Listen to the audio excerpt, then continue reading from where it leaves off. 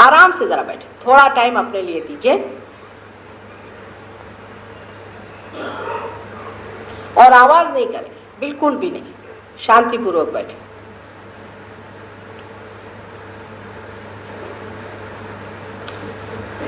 ये कुंडलिनी है जो कि आपके अंदर भी अंकुर रूप आपके त्रिकोणाकार अस्थि में, ट्रायंगुलर बोन में स्थित है। ये शक्ति परमात्मा ने एक अंकुर के तरह आपके अंदर स्थित की है। अब इसके बारे में बहुत कुछ कहा जा सकता है, लेकिन सिर्फ इतना कहूंगी कि ये आपकी माँ है और जन्म जन्मांतर तक ये आपके साथ रही है और आपने आज तक जो कुछ किया, आपका जो कुछ भव है, भूत है, उसका सारा टेप इसके अंदर लिखा हुआ है, सारा माइक्रोस्कोपिक टेप इसके अंदर है। आप इसको ठगा नहीं सकते और ये नोट करती जाती है कि आपकी क्या संपदाएं हैं, आपने क्या गलतियां की, क्या अच्छाई की, क्या आप में गुण है, क्या आप में दुर्गुण है, आपकी क्या खोज रही।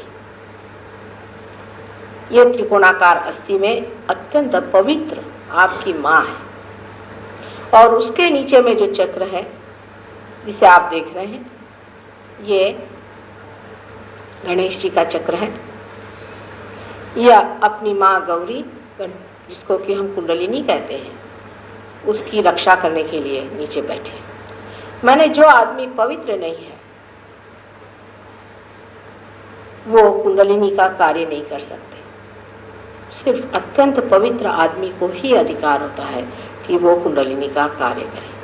ऐसा आदमी जब भी कुंडलिनी का कार्य करता है तो नानाविध तकलीफें हो जाती हैं, क्योंकि वो अनऑथराइज्ड, अनधिकार चेष्टा। आप गणेश स्वरूप हो जाते हैं जिस वक्त में कुंडलिनी जागृत होती है, क्योंकि हाथ जब आपके मेरे और हैं तो बहता हुआ चैतन्य हाथ में से गुजर के और इन दोनों नाड़ियों में से नीचे उतरता है और जाकर गणेश को खबर देता है कि अब कुंडलिनी उठ सकती है। क्योंकि कुंडलिनी वो चैतन्य है, वो स्थिति है या वो शक्ति है जो जानती है, जो प्यार करती है, जो ऑर्गेनाइज करती है और जो आपको जन्म देती है। वो आपकी जन्मदात्री है, जिसी से आपका दूसरा जन्म हो जाता है, जिससे आप द्विज हो जाते हैं।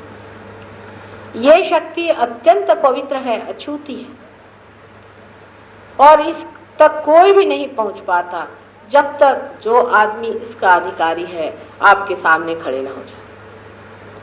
जब इसका अधिकारी इसके सामने खड़े होता है तब आपके हाथों के द्वारा ये शक्ति अंदर जाती है और कुंडलिनी जागृत हो जाती है। यह अपने आप जागृत होती है, इसके लिए कोई भी मेहनत करने से जागृत नहीं होती है, क्योंकि ये जीवंत क्रिया है, ये बिल्कुल जीवंत क्रिया है। कोई सा भी जीवंत कार्य मेहनत से नहीं होता है, वो अपने आप घटित होता है। उसी प्रकार कुंडलिनी अपने आप जागृत होती है।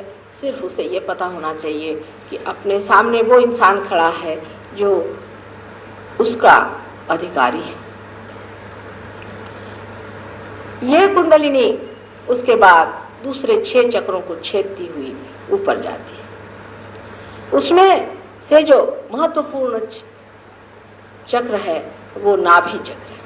हालांकि ये तीसरा चक्र माना जाता है, पर कुंडलिनी दूसरे चक्र को न छेदते हुए पहले तीसरे में जाती है, क्योंकि दूसरा चक्र नाभि से निकल के ऊपर घूमते रहता है। दूसरे चक्र से भी शक्ति को खींचा जाता है, उसमें से चित्त को खींचा जाता है। दूसरा जो चक्र स्वादिष्ठान है उसमें आपका चित्त है, अटेंशन है। इस चक्र से चित्त को खींच करके कुंडलिनी अपने ऊपर छा लेती है। जैसे कि समझ लीजिए किसी कपड़े के अंदर से मेरा हाथ चला जा रहा है, आपका जो अटेंशन है, आपको आश्चर्य होगा, आपके पेट में रहता है, आपके सर में नहीं रहता है।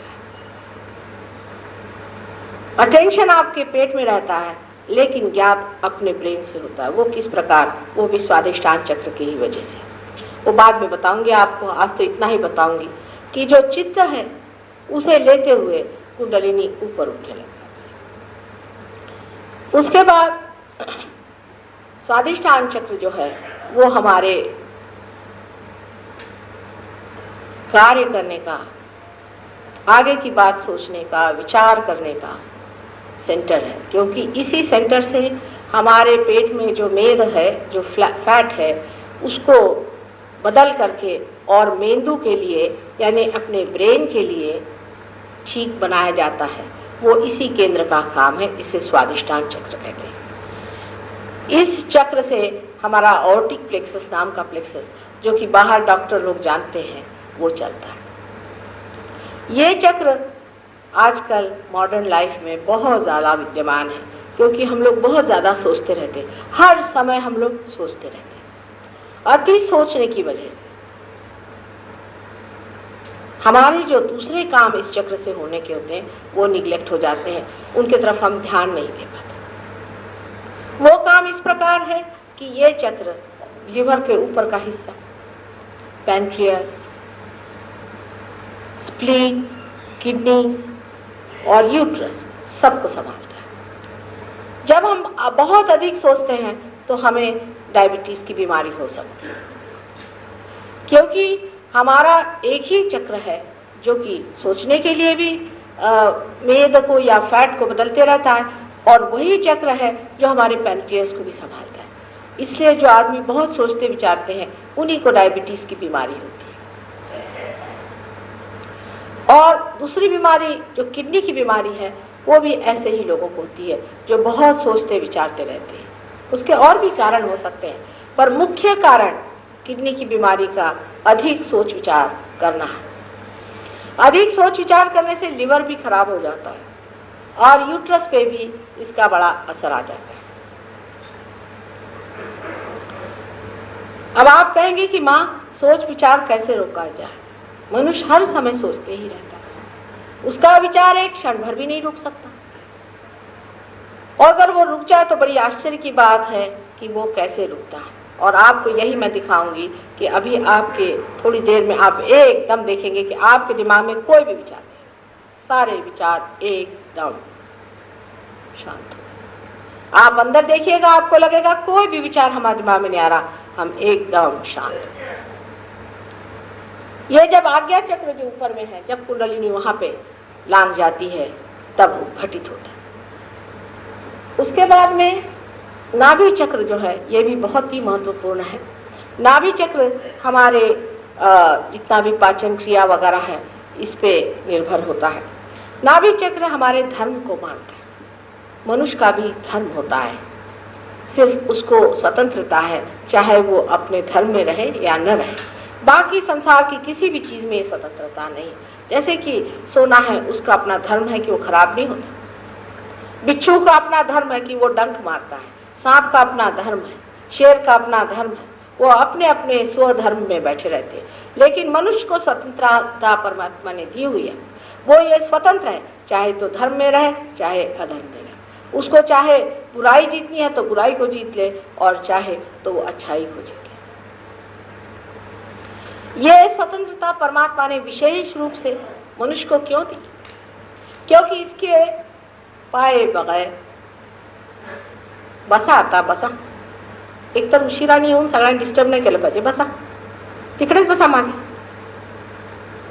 आप लोग दूसरों ने देखिए, चित्त इधर रखे, मैं आपके कुंडलिनी पर चित्त दिया हूं। तिथून उशिराने आले इकडे नका पाठवू। सो धर्म हमारे अंदर जो स्थापित हुआ है उसके लिए हमें इसलिए परमात्मा ने स्वतंत्रता दी है कि अगर उसके साम्राज्य में हमें जाना है तो पहले हम स्वतंत्रता में उसका वर्ण करें। अपनी स्वतंत्रता में ये कहें कि हमें परमात्मा चाहिए। हमारे ऊपर अगर कोई जबरदस्ती करके कहे कि हाँ आप परमात्मा को मांगिए, तो ये कौन सा मांगना हुआ और ये कौन सा इवोल्यूशन हुआ। इसलिए इस दशा में पहुंचने पर मनुष्य को अपनी स्वतंत्रता में ही परम तत्व को मांगना चाहिए। किसी जबरदस्ती की वजह से नहीं, किसी बीमारी की वजह से नहीं, किसी दुख की वजह से नहीं, किसी तकलीफ की वजह से नहीं, पर इसलिए क्योंकि ये परम पाना ही हमारे जीवन का लक्ष्य है। इस स्वतंत्रता में जब आप जागते हैं और परम की इच्छा करते हैं तभी परमात्मा के महाद्वार आपके लिए खुलते हैं। इस धर्म के सेंटर के चारों तरफ गुरुओं का स्थान है। ये 10 गुरु हमारे अंदर बसे हुए हैं। ये मुख्य 10 गुरु हैं। ये दत्तात्रेय के अनेक अवतरण हैं।